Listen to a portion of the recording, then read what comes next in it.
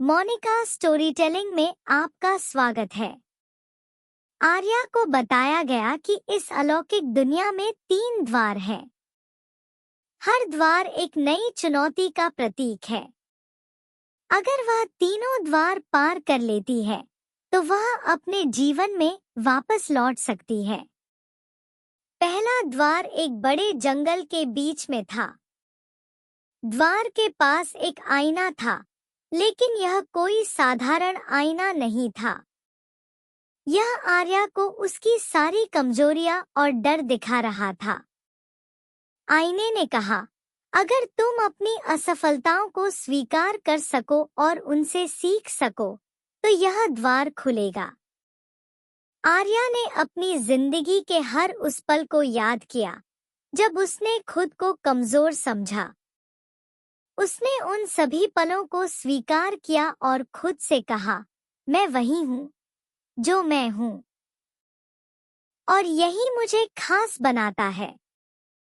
आईना गायब हो गया और पहला द्वार खुल गया। दूसरे द्वार पर आर्या को अपनी सबसे प्रिय याद को छोड़ने के लिए कहा गया। यह याद उसके बचपन की थी, जब वह अपने माता-पिता के साथ थी। यह उसकी सबसे सुखद याद थी।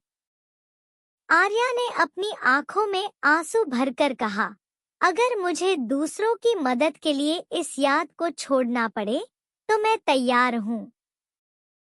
जैसे ही उसने यह कहा, दूसरा द्वार खुल गया।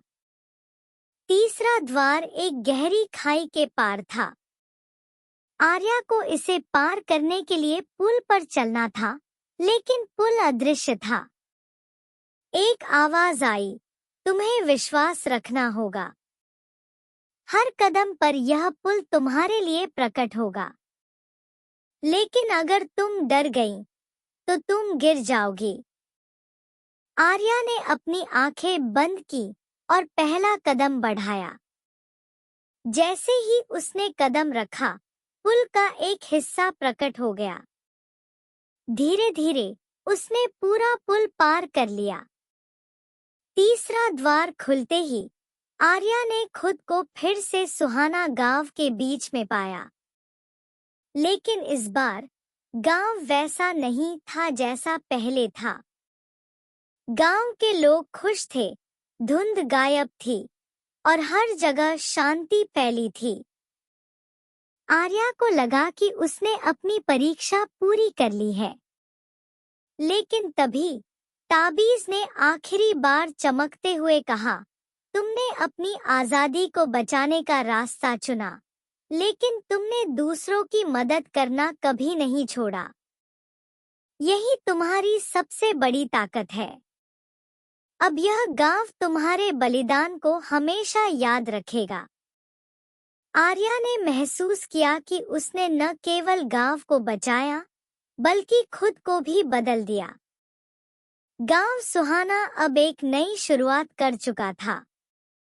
आर्या ने अपनी ताकत और साहस से न केवल अपने लिए बल्कि दूसरों के लिए भी एक नई दुनिया बनाई। सुहाना गांव अब अपनी नई सुबह में जी रहा था।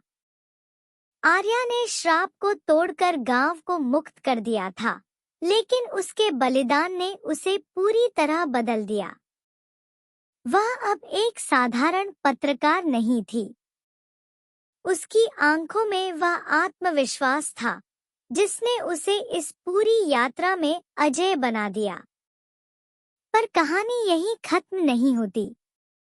गांव का नया रहस्य। गांव के लोगों ने धीरे धीरे अपनी सामान्य जिंदगी फिर से शुरू की। लेकिन गांव में कुछ अजीब घटनाएं अब भी हो रही थी। पुराने कुएं से रात को धीमी धीमी आवाजें आती थी। लोग दावा कर रहे थे कि उन्होंने परछाइयों को घूमते हुए देखा है। आर्या ने सोचा कि शायद यह गांव के इतिहास का कोई नया राज हो सकता है। ताबीज अब भी उसके पास था और वह हल्की रोशनी से चमकता था। ऐसा लग रहा था जैसे ताबीज उसे किसी और खतरे के लिए आगाह कर रहा हो। ताबीज का संकेत। आर्या ने ताबीज को ध्यान से देखा। उसकी चमक धीरे धीरे तेज हो रही थी और ताबीज से एक नई नक्शा जैसी आकृति उभर रही थी। यह नक्शा गांव के पश्चिमी जंगल की ओर इशारा कर रहा था, जहां कोई भी जाने से डरता था। गांव के बुजुर्गों ने आर्या को चेतावनी दी, उस जंगल में मत जाओ। वहां एक और श्राप छिपा है। अगर तुमने गांव के श्राप को खत्म किया है, तो तुम्हें इसे वहीं छोड़ देना चाहिए। लेकिन आर्या जानती थी कि जो कुछ भी हो रहा था, वह गांव के भविष्य के लिए खतरनाक हो सकता है। जंगल का खौफ। आर्या ने अकेले ही जंगल की ओर कदम बढ़ाया। जैसे जैसे वह अंदर जाती गई, जंगल गहरा और अंधेरा होता गया। पक्षी चुप हो गए थे और पेड़ों से अजीब सी आवाजें आ रही थी। उसे जंगल के बीच में एक पुराना मंदिर मिला, जो पूरी तरह से झाड़ियों में छिपा हुआ था। मंदिर के दरवाजे पर प्राचीन प्रतीक और शिलालेख उकेरे हुए थे। ताबीज अचानक गर्म होने लगा, जैसे वह उसे चेतावनी दे रहा हो। मंदिर के भीतर। मंदिर के अंदर एक विशाल प्रतिमा थी, जो किसी प्राचीन देवी की लग रही थी। प्रतिमा के नीचे एक शिलालेख लिखा हुआ था, जो सच से डरता है, वह यहाँ से वापस चला जाए। जो यहाँ कदम रखेगा, उसे अपने अंत तक की कीमत चुकानी होगी। मोनिका स्टोरी टेलिंग में आपका स्वागत है। अगले भाग के लिए लाइक करें, कमेंट करें और सब्सक्राइब करना न भूलें।